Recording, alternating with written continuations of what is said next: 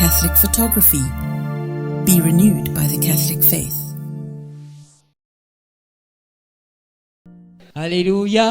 L'enseignement sur lequel je voudrais m'attarder, m'étendre dans une dimension spirituelle et profonde, c'est justement celui de la prière. Dis à ton voisin la prière. On va aller en 3 points. Premier point, qu'est-ce que la prière? Donc, définition de la prière. En deuxième point, que nous enseigne Jésus sur la prière. Et troisième point, l'importance de la prière. Amen. Alors, dans le premier point, je retiens ceci, que l'être humain, de par son essence, de par son essai, de par son être devenu homme par rapport à Dieu, donc c'est de par le fait que Dieu l'a créé, simplement, il est un homme de prière. C'est-à-dire de par le fait que nous émanons de Dieu, que Dieu soit notre créateur, en nous déjà est inscrit le cycle de la prière. Donc, que tu le veuilles ou pas, il y a toujours une partie en toi qui est toujours tournée vers Dieu et donc qui t'emmène à prier. Alors, si on veut définir la prière donc serait donc un moment de rencontre et d'intimité avec l'être suprême, avec Dieu. J'aime ce silence parce que là, tu as comme l'impression que les gens sont captivés, ils sont prêts à t'écouter et tout ça.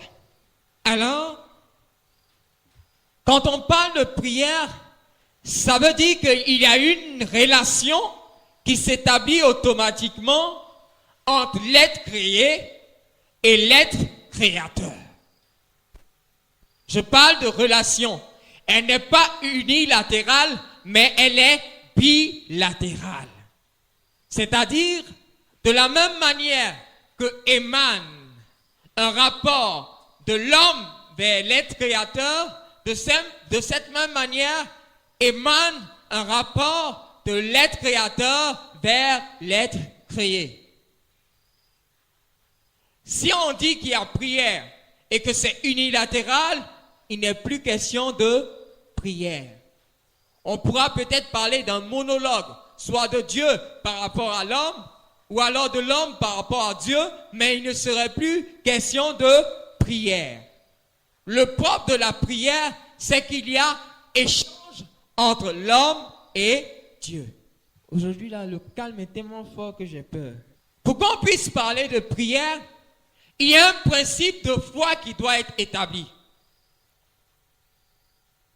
Le principe de foi qui doit être établi est le suivant, c'est que nous croyons que visible ou invisible, l'être créateur entre en communication avec nous.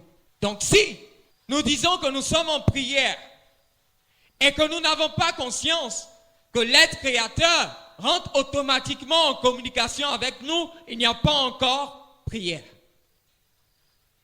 Pour que nous franchissions l'étape de la prière, donc, il y a nécessité que l'être créateur dans notre entendement humain soit pour nous automatiquement en relation, en contact avec nous. Qu'il soit visible ou qu'il soit invisible, qu'il soit présent ou absent. Donc je dirais dans une présence absente, nous avons la foi et la certitude, je dis bien certitude, que l'être créateur est en communication directe avec nous. Ça veut dire que si je dis que je suis en train de prier et que je commence à dire « Seigneur, je te bénis à... Voilà que j'ai tel souci et tel souci et tel souci. » Et qu'après la prière, je dis « Est-ce que Dieu m'a entendu? » Je n'ai pas prié. Ouais. Donc il y a un principe fondamental et essentiel, inéluctable, qui dit que celui qui rentre donc en communication avec Dieu, donc en prière, à la certitude qu'à l'instant où il rentre en Dieu, Dieu l'entend, Dieu l'écoute et Dieu comprend ce qu'il dit. Alléluia. Ah, il y a beaucoup qui se rendent compte qu'ils ne priaient pas depuis là, quoi. Alors, nécessité d'abord que ce principe soit établi. Je parlais donc d'une relation. Une relation qui s'établit entre l'être créé et l'être créateur, l'être incréé. Cette relation suppose une relation d'amour entre les deux. Sainte Thérèse de l'Enfant Jésus dit ceci: la prière est donc le moment de l'expression de mon amour par rapport à Dieu. Je paraphrase. Donc pour elle, lorsque elle est en prière, c'est qu'elle est en train d'exprimer tout son amour. L'amour qu'elle a pour Dieu, elle le lui exprime. Alors elle est en prière. C'est pour ça qu'on parle de relation. Parce que si le fondement de l'amour n'est pas présent, la prière étant par essence sincérité et vérité, nous perdons donc le sens de cette prière. Remarquez, vous parlez avec quelqu'un juste pour lui faire plaisir. Dès que vous sortez là, vous oubliez tout ce que vous lui avez dit. Ou alors quand quelqu'un vous parle, vous savez que juste pour vous faire plaisir, dès que vous sortez, vous ne tenez même pas compte de tout ce qu'il vous a dit. Donc, le principe de vérité étant fondé par celui de l'amour, tant qu'il n'y aura pas amour entre nous et le Créateur, le principe essentiel ne peut pas être respecté. Donc la communication ne peut pas être établie. Quand tu es en palabre avec quelqu'un, est-ce que tu peux lui parler? Non. Donc, la définition de la prière se veut être relation d'intimité avec Dieu, mais relation et expression d'amour par rapport à Dieu. C'est pourquoi il y a des jours quand ton cœur est bien, quand tu pries toi-même, tu sors de là, tu sais que tu as prié. Mais il y a d'autres jours où tu viens, c'est gâté. Toi-même, tu sais que tu es venu juste figurer et puis tu t'en vas. Le temps s'en va, my God. Je vais être le plus simple possible pour que vous essayiez de comprendre. Pour que tout le monde puisse comprendre. Relation d'intimité, relation d'amour, relation de vérité. Parce que si vous n'êtes pas dans la vérité, ce que vous direz à Dieu, le Seigneur dit, ils sont les cœurs et les reins. Donc quand tu dis que tu es en prière et que tu dis, Seigneur, ceci, cela, et qu'il voit que ça ne sort pas de ton cœur et que tes reins, donc ce qui fonde ta personne n'est pas engagé dedans, il n'entend pas. Tu n'as pas encore prié. Alors, je dirais de manière simple et véritable que la prière est vraiment un moment de rencontre avec Dieu. Ce n'est pas un moment simplement de dialogue, certes, qui s'établit, mais un moment de rencontre, c'est-à-dire où deux êtres se croisent, ils fusionnent et ils ne font plus qu'une seule et même personne. La prière étant relation avec Dieu, elle peut revêtir plusieurs visages. C'est en ce sens qu'on parlera d'adoration, qui consiste en se mettre en présence de Dieu et vivre simplement une relation d'amour et d'expression de sentiments immédiats entre Dieu et nous. C'est en ce sens qu'on parlera de prière d'intercession, qui constitue à présenter des demandes ou alors à présenter des situations particulières au Seigneur en implorant son amour et sa miséricorde. C'est en ce sens qu'on parlera d'oraison, qui constitue simplement, dans une méditation de la parole de Dieu, de se nourrir de cette parole afin que la vie de Dieu nous soit communiquée. Le nom, les différentes prières, vous les connaissez.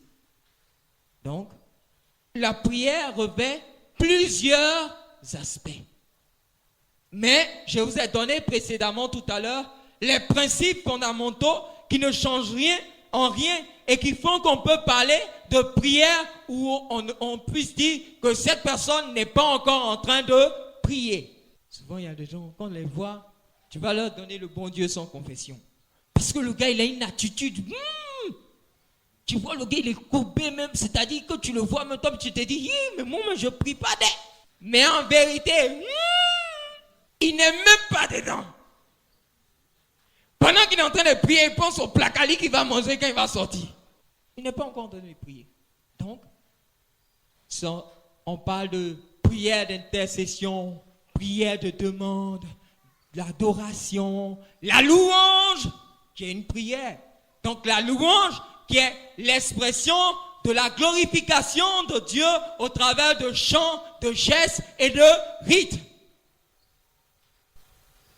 Donc, la prière revêt des aspects multiples. Donc, ce n'est pas forcément quand tu es en train de faire l'adoration que tu es en train de prier. Tu peux être en train de louer. On dit que louer, c'est prier de foi. Tu peux être en train de faire une prière d'intercession, tu es en train de prier. Donc, on ne peut pas se limiter simplement à tel ou tel aspect de la prière, mais il faut regarder le fondement, ce qui fait que tu es en train de prier ou tu n'es pas en train de prier. Maintenant, on va voir, quand nous dit Jésus, sur la prière. Alors, on va prendre, il faut dire, on va à Gethsemane. Non, dis-lui bien, il n'a pas encore compris. Vous savez, Gethsemane, moi j'adore Gethsemane. C'est un moment de prière, de rencontre tellement intime avec Dieu, où Jésus nous enseigne sur la prière. C'est vrai, il y a des textes fondamentaux où il nous enseigne sur la prière, notamment à partir du chapitre 6. Matthieu chapitre 6, versets 5 à 15. Ensuite, Matthieu 6, 25 à 33. Après Matthieu 7 à 11. Maintenant, Gethsemane, c'est Matthieu 26, 36 à 46. On va aller à Gethsemane. Matthieu 6, Matthieu 26, 36, 46. Gethsemane. On va y aller doucement.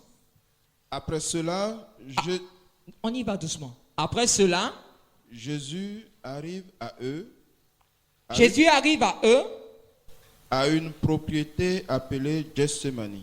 À une propriété appelée Gethsemane. Et il dit aux disciples. Asseyez-vous ici pendant que j'irai prier là-bas. Asseyez-vous ici pendant que moi, Jésus, j'irai prier là-bas. Jésus prend avec lui Pierre et les deux fils de Zébédée. Jésus prend avec lui Pierre et les deux fils de Zébédée. Les deux fils de Zébédée, c'est qui? Jacques et Jean, je les adore. Les trois là, c'est toujours les témoins. Et il commence à être envahi par la tristesse et l'angoisse. Il commence à être envahi par la tristesse et l'angoisse. Il leur dit, mon âme est triste à en mourir. Mon âme est triste à en mourir. Restez ici. Et veillez avec moi. Puis il s'éloigne un peu et se prosterne. Face contre terre pour prier. Disons, mon Père, si c'est possible, que cette coupe s'éloigne de moi.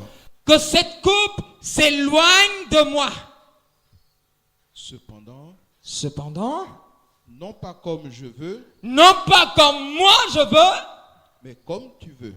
Mais comme toi, Dieu, tu veux. Jésus vient alors vers les disciples. Jésus donc revient alors vers les disciples qu'il avait laissés. Et les trouve endormis. Il les trouve endormis. Il dit à Pierre, Il dit à Pierre, vous n'avez donc pas été capable de rester 1 heure éveillé avec moi. vous n'avez pas été capable de rester pour veiller 1 heure avec moi. Veillez et priez pour ne pas être pris dans la tentation. Veillez et priez pour ne pas être pris dans la tentation. Car l'esprit est généreux, mais la chair est faible. Car l'esprit est plein de volonté, mais la chair est faible. De nouveau, Jésus s'éloigne. De nouveau donc, une seconde fois, Jésus s'éloigne. Et il prie une deuxième fois. Et il prie une deuxième fois. Mon Père, Mon Père, si cette coupe ne peut passer sans que je la boive, si cette coupe ne peut passer sans que je ne la boive, que ta volonté soit faite. que ta volonté soit faite. Il revient et les trouve encore endormis. Il revient et les trouve encore endormis. Leurs yeux étaient lourds de sommeil. Leurs yeux étaient lourds de sommeil.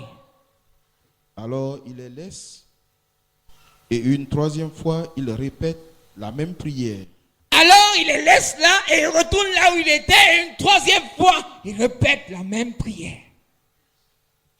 Lorsqu'il revient vers les disciples, Lorsqu'il revient encore vers les disciples, il leur dit, il leur dit, c'est bien le moment de dormir et de vous reposer.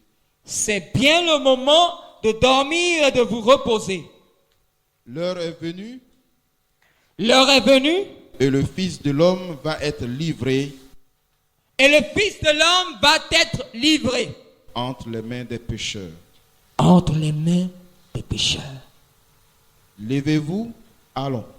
Levez-vous, allons. Celui qui me trahit est déjà là. Celui qui me trahit est déjà là. Voilà. Jésus goûte et à Gethsémani. On nous dit c'est un jardin retiré. Dans le chapitre 7 de Matthieu, on a dit, non, dans le chapitre 6 de Matthieu, on a dit Matthieu chapitre 6, verset combien? 5 à 15. À 15. Quand vous priez, n'imitez pas ceux qui jouent la comédie. Ils aiment se planter en prière dans les synagogues ou à l'angle de la place pour que les gens remarquent. En vérité, je vous le dis, ils ont déjà leur récompense. Toi, au contraire, quand tu veux prier, entre dans ta chambre et ferme la porte afin de prier ton Père qui est là dans le secret. Et ton Père qui voit dans le secret te le rendra. God va à Gethsémani. Jésus va à Gethsémani. Il arrive au jardin de Gethsémani. On dit, il est pris d'angoisse. Il est pris de frayeur. Donc, il exprime déjà, il y a un désir d'expression du sentiment intérieur qui l'habite. Je disais que la prière est expression des sentiments intérieurs qui nous habitent. Donc déjà, il est dans un état particulier et exceptionnel. Il arrive à Gethsémani et qu'est-ce qu'il fait? Il prend avec lui les trois témoins, mes partenaires de tous les jours. Il y a qui et qui? Simon, Jacques et Jean.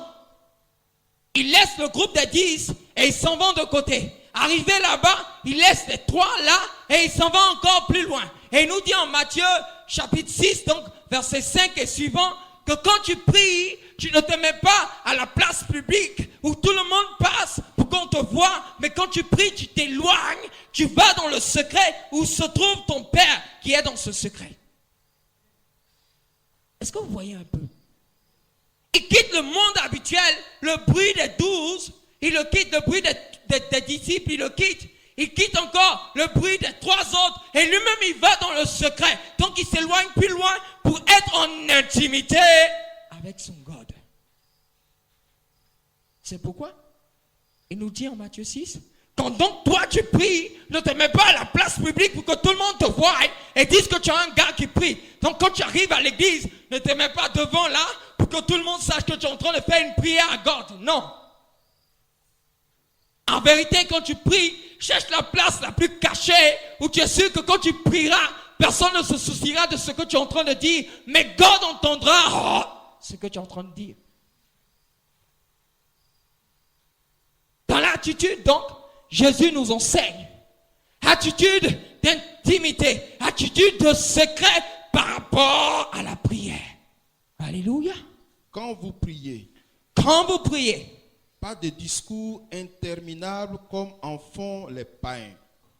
pas de discours interminables comme en font les païens.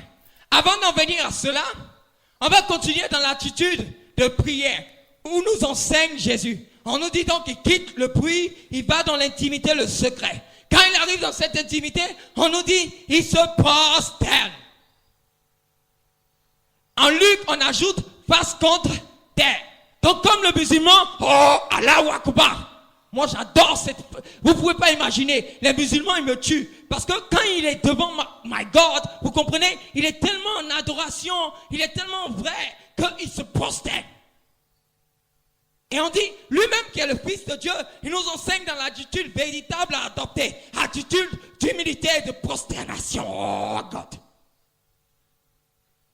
Ouais. Attends-toi quand tu viens. Tu as ta main dans ta poche. Et puis tu es posé devant le Saint-Sacrement. Bon, Joe, écoute-moi, je suis fatigué aujourd'hui, mais bon. Là, il y a beaucoup qui se reconnaissent, hein. Attends, il vient à l'église, ça fait trop rigoler. Il vient à l'église et son souci c'est comment est-ce que son voisin va le voir. Est-ce qu'il va le voir saper ou non? Mais toi tu n'as rien compris. Il nous dit l'attitude de l'humilité. Il nous montre d'abord une attitude extérieure, attitude d'adoration. Il se met à genoux. Pourtant la Bible nous enseigne qu'il est l'égal de... Lui-même qui est l'égal de Dieu, il se met en attitude d'adoration devant son Seigneur. L'attitude d'adoration, l'attitude extérieure, donc qui consiste dans le fait de se retirer dans le secret, de garder une attitude d'adoration vraie, est accentuée par l'attitude intérieure. C'est en ce sens qu'il nous dit, il dit, si tu vas présenter ton offrande à l'autel et que tu te rappelles que ton frère a quelque chose contre toi, va te réconcilier avec ton frère. Pour nous dire quoi? Avant de venir devant lui, il faut que ton cœur aussi soit pur. Certes, tu peux avoir une attitude d'adoration, tu peux t'être retiré dans le secret, mais si ton cœur n'accompagne pas le mouvement extérieur, tu n'as rien fait. Alléluia. Je sens que des vies seront bouleversées ce soir et je te bénis, my God. Tu me rends dingue, toi. Ouais. C'est ça. Donc, en même temps que extérieurement, tu prends des dispositions, intérieurement aussi, il y a des dispositions à prendre. Entre nous, est-ce que tu penses que tu viens d'insulter quelqu'un? Imbécile, bête, chien, sauvage? Et puis tu viens devant God, Yahvé, je te bénis. Et puis on dit, le feu est allumé, et puis toi aussi tu sautes. Dieu dit, voilà, lui, c'est pas ce que je lui réserve aujourd'hui. Oui. On dit qu'il sonde quoi? Les cœurs, les reins. Ce qui est le fondement de la prière, c'est le cœur. Donc, regarde d'abord ton cœur. Et on dit, en fait, l'attitude extérieure est le trop-plein du cœur qui s'exprime. Moi, je distingue très vite celui qui fait façon, c'est-à-dire qui veut se monter. C'est comme ceux qui font et puis tu vois la femme, et puis elle regarde son voisin. Et puis quand il fait aussi, elle aussi, elle fait Toi, tu es un menteur. Mais par contre, tu vas voir une autre personne, même quand il fait tu vois qu'il vient. Et puis, il se met à genoux. Et puis, il bouscule plus trop les gens. Il fait plus trop de bruit avec le service d'ordre. Tranquille, il est en adoration devant Dieu. Lui, il est visité par Dieu. Mais d'autres là, c'est un effet de mode. Si j'ai crié le Saint-Esprit m'a touché. Bon. Attitude intérieure d'abord, qui rejaillit sur l'extérieur. Oh, il peut pleuvoir. Oh, je te bénis, Seigneur. On veut continuer? On continue alors. Ils croient qu'à force de parler, ils seront entendus. Ils croient qu'à force de parler, ils seront entendus. On nous dit que Jésus, à Gethsemane, il faisait quoi? Il répétait incessamment les mêmes paroles. Il ne s'attardait pas dans les paroles répétées qui se succèdent. Il y a d'autres qui disent, oh Seigneur, je te bénis. Oh, tu es l'alpha et l'oméga. Oh, le commencement de ma vie. Le commencement et la fin. Sans toi, je ne suis rien. Et puis, il ne pense même pas à ce qu'il dit. Toi, tu rabâches. Rabâcheur. Rabâcheuse. Il dit, quand toi tu pries, tu penses qu'à force de parole, tu seras exaucé. Mais tu vois tes prières ne jamais être exaucées. Lui-même, on dit, lui qui est fils de Dieu, il nous montre le modèle à Gethsemane. Modèle authentique et véritable de prière. On dit, il répète les mêmes paroles. Seigneur, s'il est possible que cette coupe s'éloigne de moi, mais non pas ce que je veux, mais ce que toi tu veux. Il ne rabâche pas, mais il insiste. Insistance dans la prière. Persévérance dans la prière. C'est en ce sens qu'il nous donne, à la suite du texte, à la fin, à partir du verset 13, je pense, qu'il nous donne la suite. Vas-y, 13, donne-moi. Et ne nous laisse pas tomber dans la tentation, mais délivre-nous du mauvais. Ça, c'est la fin du Notre Père. Quand les disciples lui demandent de lui expliquer comment est-ce qu'il faut prier, comment il faut se plonger dans la prière, il leur donne le modèle de prière, le Notre Père. Et puis ensuite, il revient à la fin pour dire ceci. Donne-moi ça. Sachez-le.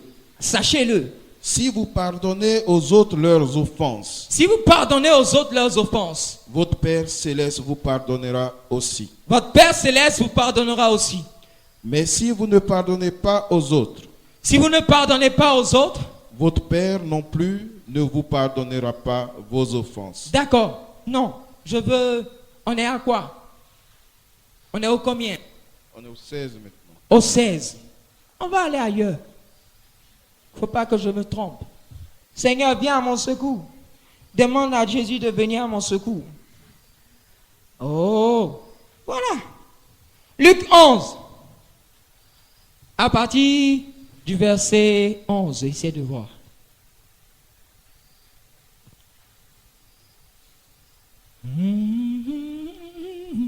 Quel père parmi vous, si son fils demande un poisson, lui donnera un serpent à la place du poisson? Voilà.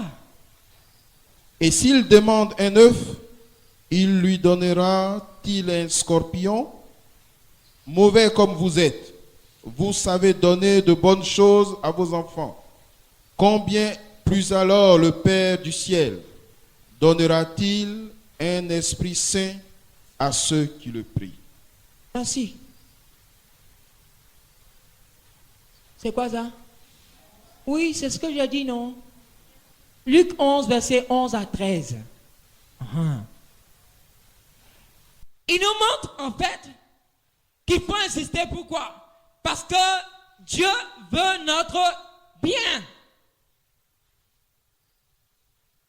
On reste toujours en Gethsemane. Il veut notre bien.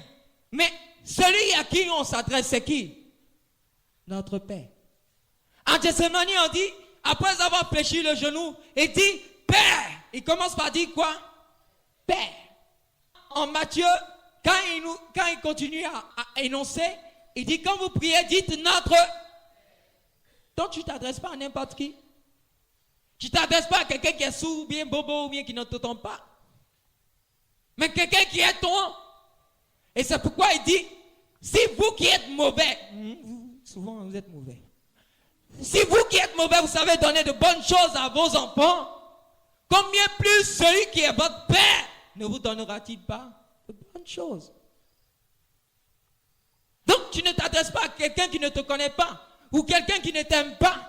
Tu t'adresses à ton Père. C'est pour ça qu'il dit, quand vous priez, dites notre Père. Et même lui, à Gethsemane, il nous donne l'exemple en disant Père, s'il est possible.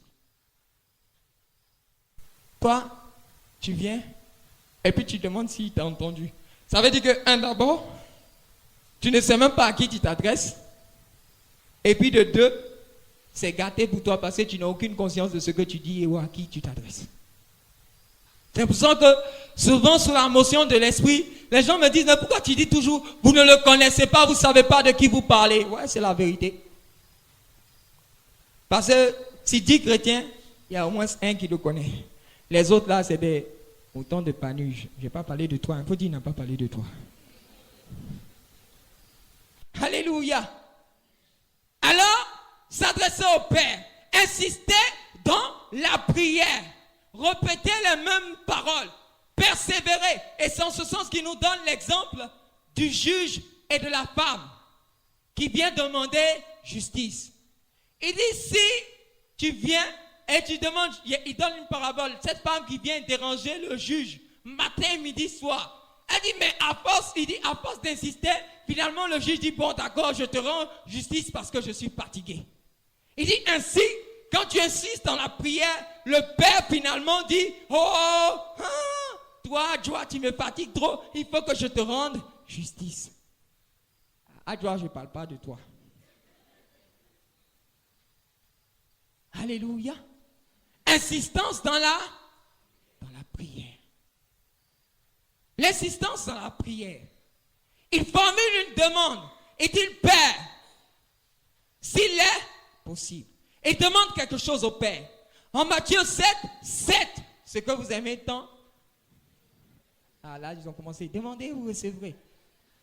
Il nous invite aussi à demander. Mais en Matthieu 6, 25, 33, il nous invite aussi à demander, mais il limite notre demande. Il nous explique ce que doit être notre demande, au sens de dire, de demander les choses d'en haut et non les choses physiques, matérielles. Donc quand il dit demandez, vous recevrez, frappez et on vous ouvrira, cherchez, vous trouverez. Il demande simplement qu'on demande les choses d'en haut, qu'on frappe à la porte du royaume et qu'on cherche les choses du royaume.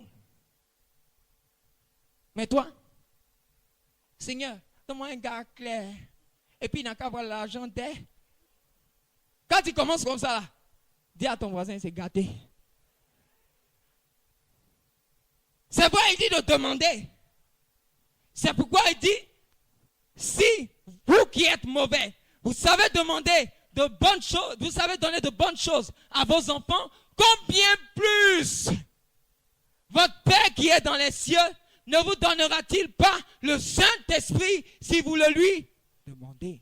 Ça veut dire quoi? Ça veut dire qu'en vérité, ce que tu dois demander et ce que tu dois rechercher, c'est quoi? Le Saint-Esprit. Mais toi, Seigneur, depuis là, je suis dans le travail là. Depuis là, les autres augmentent, seulement moi je reste là. Ah là, cette année, il faut que j'ai promotion des. Hein? Demande d'aide, insiste même, jeune pour ça.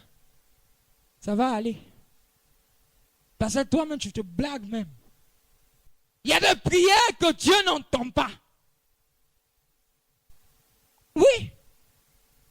Il y a des prières, quand tu commences comme ça, il dit, oh, lui là, il me fatigue, je veux quelqu'un de plus important. Ça me fait penser à 2 évangéliques. Un gars qui est très riche. Il avait un contrat de 120 millions. Il dit, Seigneur, donne-moi 120 millions. Et puis le voisin qui est à côté, Seigneur, donne-moi 2000. Seigneur, je t'en prie, donne-moi 2000. Parce que chez les évangéliques, on prie à haute voix là. Donc, Seigneur, je te prie et je crois que tu me donnes 2000 aujourd'hui. Le voisin qui a des problèmes de millions, il sort 10 000. Il dit, tais-toi pour que Dieu écoute ma prière. Tiens. Parce que toi, ta prière là, c'est pas... Tu es en train de crier dans les oreilles de Dieu qu'il doit écouter ma prière. Alors quand toi tu pries, il n'entend rien parce que tu t'es trompé de prière. Savoir demander. Et c'est pour ça que Christ, même quand il prie à Gethsemane, il nous enseigne L'humilité et l'obéissance et l'acceptation de la volonté de Dieu. Non pas ce que moi je veux, mais ce que toi tu veux. Ouais. Non, c'est pas que je veux ceci, mais je veux ce que toi tu veux.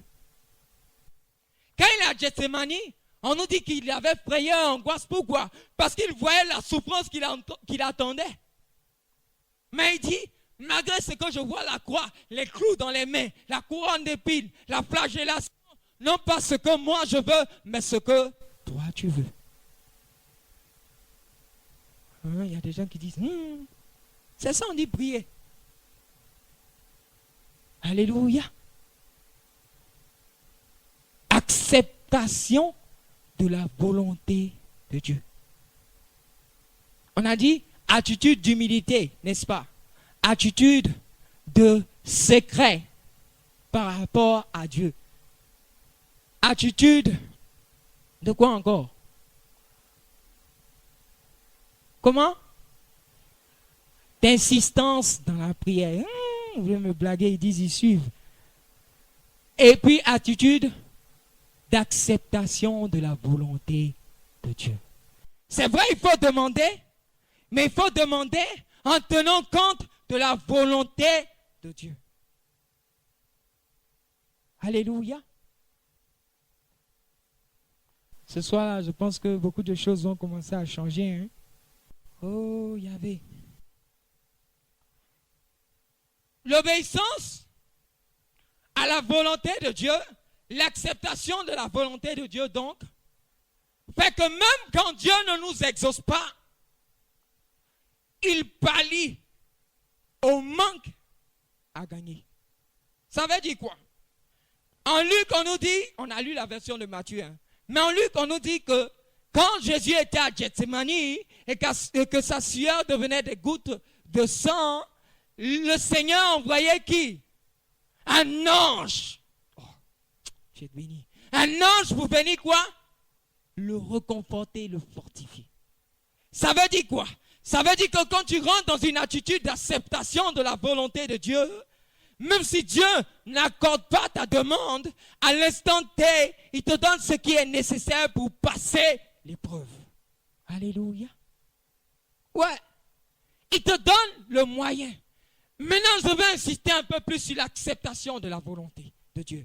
L'acceptation de la volonté de Dieu, en vérité, nous conduit à la glorification. Pourquoi? Parce que chaque fois où Dieu veut quelque chose, il ne veut pas quelque chose dans le sens du mal. Même si cela paraît un mal en apparence, cela est en vérité un bien pour nous. Jésus-Christ a été crucifié. Il est mort pendant qu'il suppliait Dieu de lui épargner cette heure. Mais après la mort, il a été ressuscité, il est monté aux cieux et il est assis à la droite de Dieu. Il fallait d'abord qu'il passe par la mort pour pouvoir aboutir à la droite de Dieu. Je donne toujours cet exemple de quelqu'un de ma famille.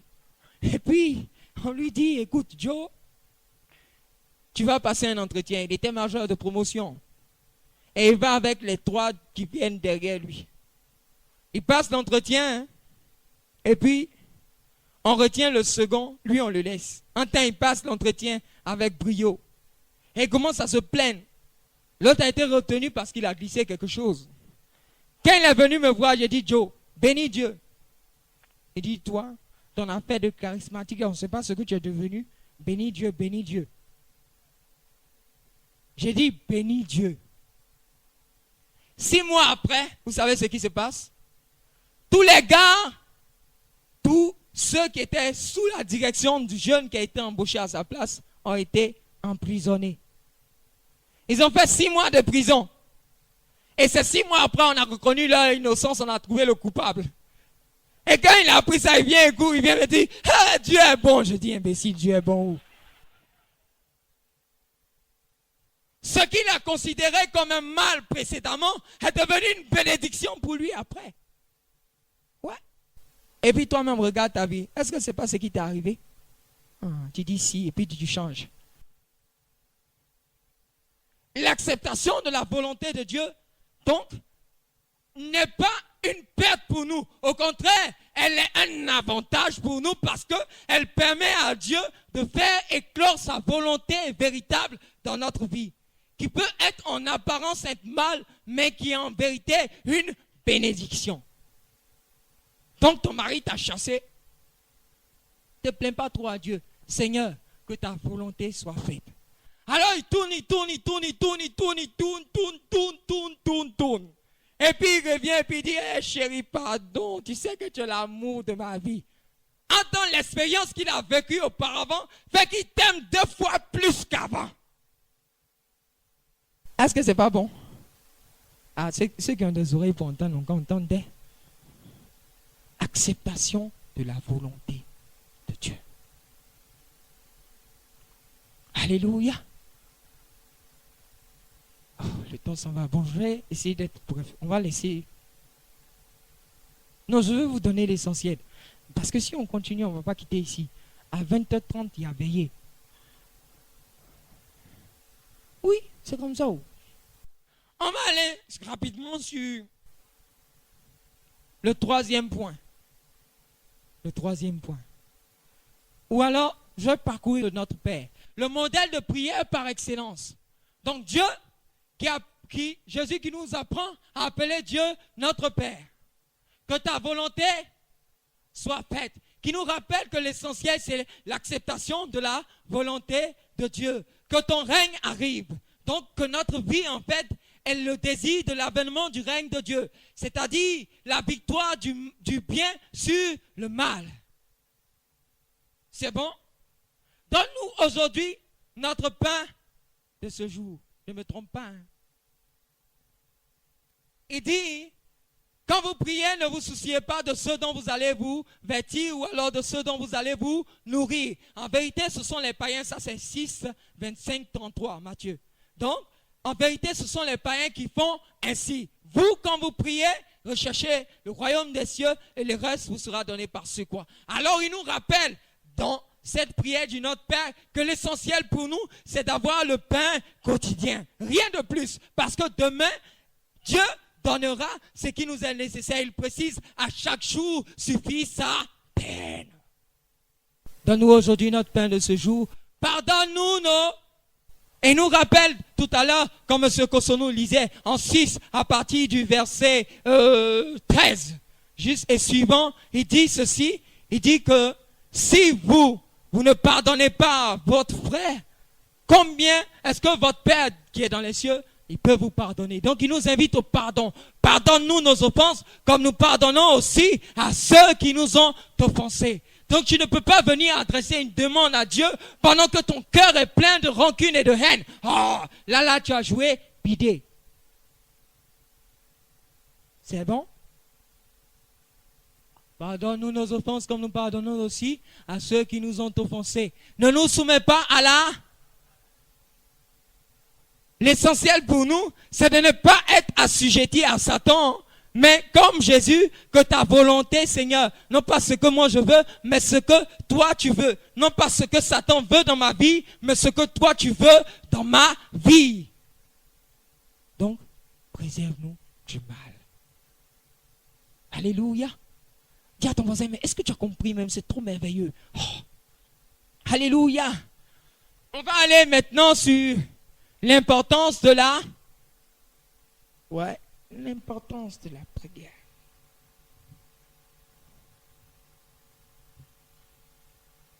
Là, ça devient sérieux.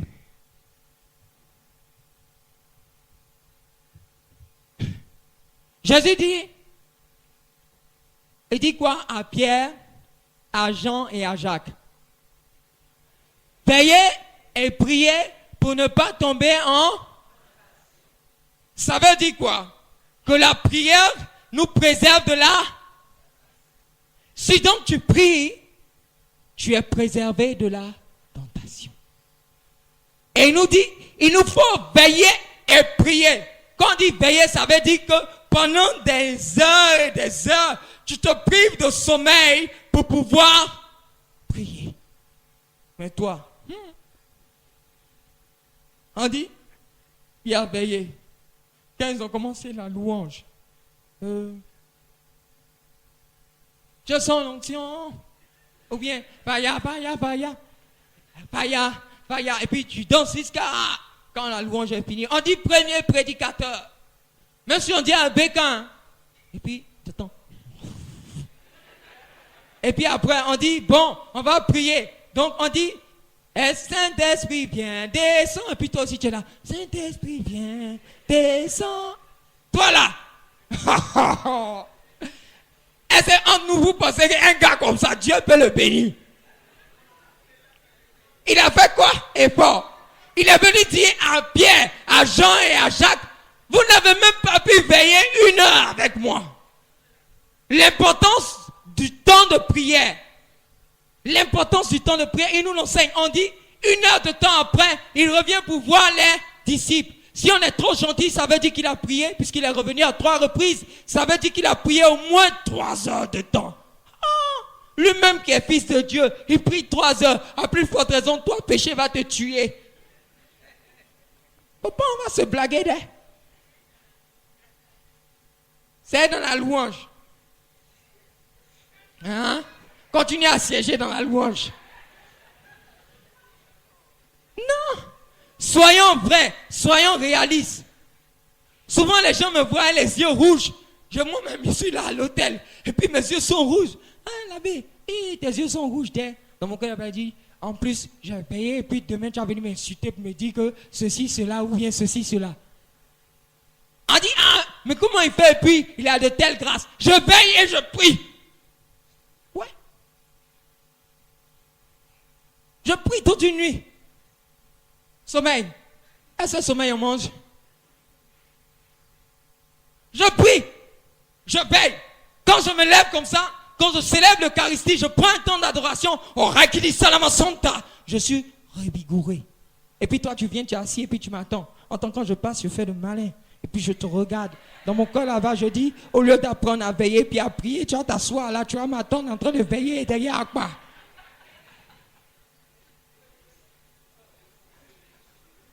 Mais c'est la vérité. Est-ce que c'est pas la vérité? Il y a des gens qui m'insultent. Ils disent, petit là, il fait malin. Pion! Parce que moi, je veille. Donc, commence à veiller, puis toi aussi, tu vas faire malin. Mais c'est vrai, lui-même qui est le Fils de Dieu, il veille des heures durant. On dit qu'il passait des nuits entières à prier. Oui. Satan connaît tellement la puissance et l'importance de la prière qu'il fera tout ce qu'il peut pour vous briser dans la prière. Regardez. Dès que tu commences à prier, moi vous connaissez mon somnifère. Même s'il dit insomnie, je me couche sur mon lit. Quand on commence à faire je vous salue Marie, pleine de grâce, le Seigneur est à... Quand il fait 2, 3, 4e, à quoi est parti? Somnifère. Mais le jour où je veux prier, là, je marche dans ma chambre. Sereinement, je vous salue Marie, pleine de grâce, le Seigneur est avec vous. Vous êtes bénie en toutes les femmes, et Jésus, le fruit de vos entrailles, est béni. Sainte Marie, Mère de Dieu, priez pour nous, pauvres pécheurs, maintenant et à l'heure de notre mort. Amen. Quand Satan il entend ça, il s'est dit, il y a quelqu'un là-bas qui me veut des noises. Mais alors les bruits se passent comme ça, bou, bou, bou, sur le toit. Alors j'ai dit, vous arrêtez de m'emmerder. Je vous salue Marie, pleine de grâce, le Seigneur est avec vous. Ouais. À chaque fois que tu voudras prier, ou alors le jour où tu prends, regardez, tu prends une résolution qui est tellement belle et qui va plaire au Seigneur. Il y a une petite ou bien un petit qui va venir gâter ton affaire. Satan sait que la prière est pour toi une nourriture consistante pour ton âme. De la même manière, nous avons besoin de respirer. Ainsi, notre âme a besoin de la prière pour devenir non pas maigrelette, mais... Moi, j'ai pris. Je suis maigre, mais je suis dangereux. Hey, ça c'est pas orgueil, hein. C'est la vérité. Dis à ton voisin, c'est la vérité. Toi, tu te soucies de ton apparence.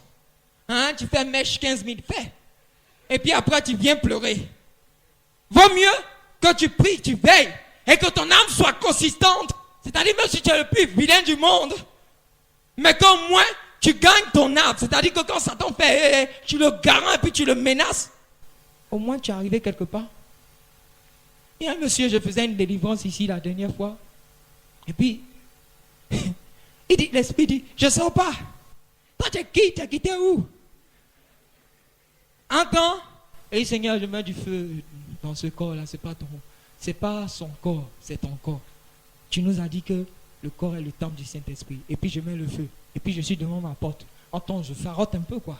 Avec la soutane noire et tout ça, quoi. Et puis, entends maintenant, je ne sors pas. Je ne sors pas de...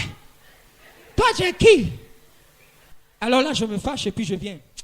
Ah, qui dit seulement Santa, ce corps ne t'appartient pas. Oh, pardon. Et puis il y a un gars qui dit, c'est petit là. Ça c'est qui ça? On dit, c'est à quoi? Ah, c'est lui là. Hein, c'est lui. Il est petit, mais... Oh my God. Alléluia. La vie de l'esprit s'acquiert par la prière.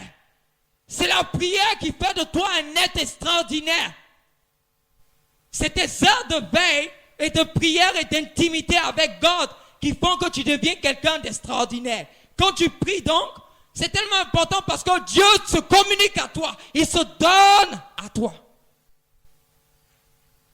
Je donnais ce témoignage à quelqu'un que j'aime bien. Je lui ai dit, écoute, si tu es fatigué, frappe quelques minutes d'adoration. Hier, elle me disait, ah, c'est vrai, j'étais fatigué, mais quand j'ai fini l'adoration, c'est comme si j'avais dormi, j'étais reposé. Dieu te communique sa vie par la prière. Tu ne peux pas être en présence de God et puis repartir comme tu es venu, c'est impossible. Que tu en aies conscience ou pas, Dieu te communique sa vie. Regardez, de grandes heures de prière font que tu deviens semblable à Dieu. Par ton saint passage, par ta sainte présence, des choses se passent. Oui.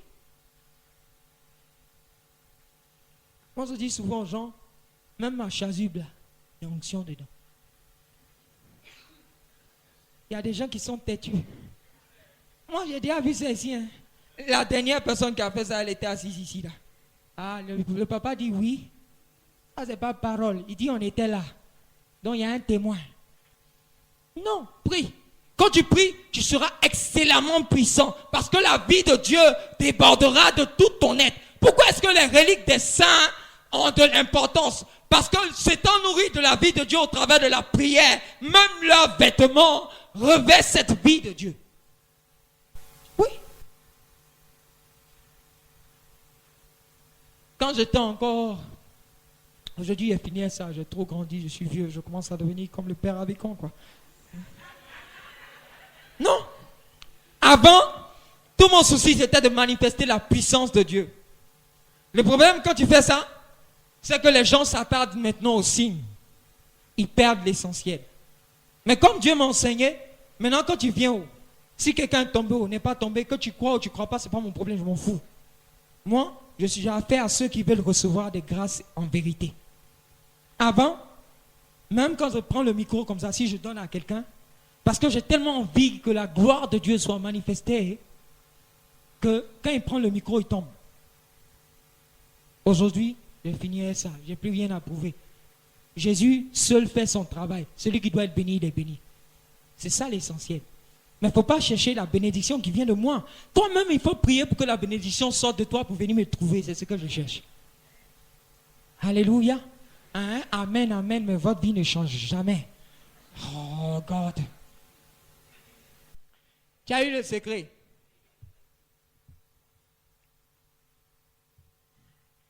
Alors, la prière est tellement importante qu'elle doit nous accompagner partout. Il y a ce qu'on appelle les prières jaculatoires. Moi, souvent, quand je n'ai pas le temps de prier, même en marchant, je bénis Dieu. Je dis, Seigneur, je sors la démarche pour te faire honneur, pour te dire que je t'aime, pour te dire que je t'adore. En tout temps et en tout lieu donc, nous devons prier. Nos frères de l'Opus Dei disent ceci, que notre travail même doit être prière. Même dans ce que nous sommes, de manière la plus simple, même à la maison, cela doit être prière. Quand je fais quelque chose, Seigneur, je le fais à la perfection pour pour qu'au travers de ce que je fais, ton nom soit glorifié. Tu es en train de prier. Donc, en voyage, au travail, même dans la douche. Moi, j'aime prier dans la douche. Ouais. Tous mes chants que vous aimez là, en général, c'est dans la douche que le Seigneur me donne. Ouais. Là, je suis comme un enfant devant lui. Et puis là, les chants viennent comme ça. Et puis après, d'autres viennent me demander, mon père, le chant que tu as chanté, c'est intéressant. Va prier aussi dans la douche.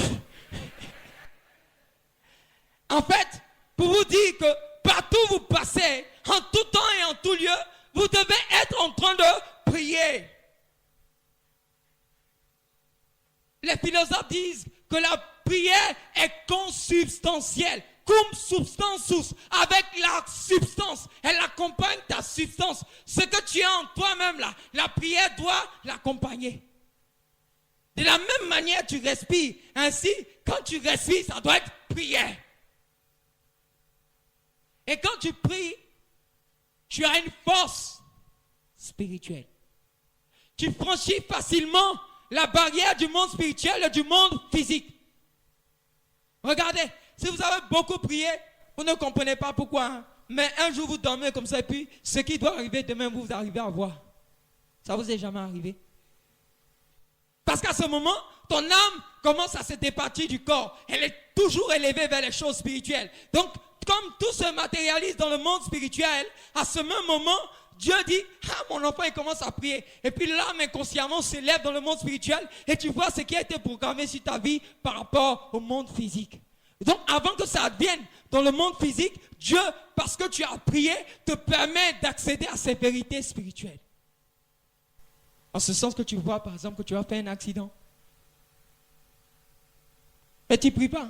Toi, tu es un béni, oui. Alors là, quand le sorcier décrète quelque chose sur ta vie, là, ça te prend jusqu'à maintenant même n'a rien fait. La prière est tellement importante parce qu'elle est capable de faire bouger toute situation. Ce que l'humain ne peut faire, ce que l'être humain ne peut réaliser, la prière peut le réaliser. Alléluia. Je vais vous donner ce témoignage. C'est une dame qui ne sait pas lire. Écoutez très bien. Elle s'appelle Joséphine, elle est à Bobo. Et puis, elle ne sait pas lire du tout.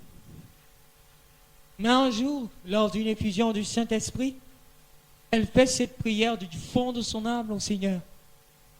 Seigneur, voilà, moi, je ne sais pas lire, mais j'ai besoin de lire ta parole. Je suis fatigué d'entendre ta parole être lue par d'autres. Moi-même, je veux fréquenter ta parole. Alors cette dame fait cette prière du fond de son cœur. Et pendant l'effusion, le Saint-Esprit la visite. Vous savez ce qui se passe pour elle depuis lors? Si vous lui donnez un journal, elle va renverser le journal. Si vous donnez la Bible, elle va lire la Bible de manière très correcte.